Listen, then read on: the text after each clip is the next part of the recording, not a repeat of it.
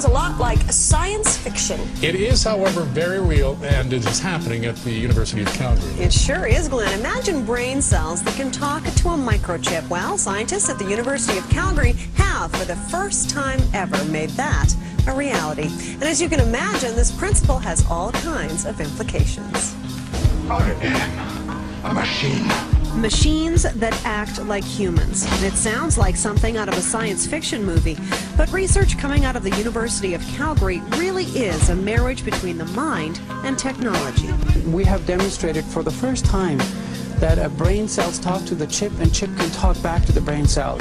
It's nanotechnology, where researchers like Naweed Syed have actually grown brain cells on a microchip. Yeah, this is the chip that we normally use, and we can actually culture brain cells directly on top of the chip. And then the really exciting part is that they grow on the chip. And whatever those brain cells say will be picked up by a computer. But it's a two-way street. The computer can then communicate back to the cells on the chip, telling them what to do. Right now, the cells are being used are cells from snails. But one day, they'll use human cells, and the applications are endless. It could help people with prosthetic limbs. So what scientists will be able to do in the future is to implant this chip inside the brain. The chip will pick up brain activity, and it will then, through remote access, control the prosthetic device as if it is the part of that human being. It could even help people with diseases like Alzheimer's. Restoring memory in people who have lost their memory because the loss of brain cell function. Then there's reversing the technology. If a computer can get all this information from the brain, you can actually make it to have feelings like animals. So your computer devices will feel the same way that the humans would.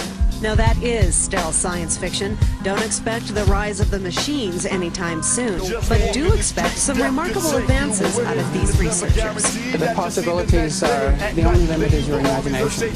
All thanks to a tiny microchip that can fit on the end of your thumb. Very remarkable indeed. Now Dr. Syed says they've just proven the principle of this technology works. He expects it will be at least 10 years before they're tested.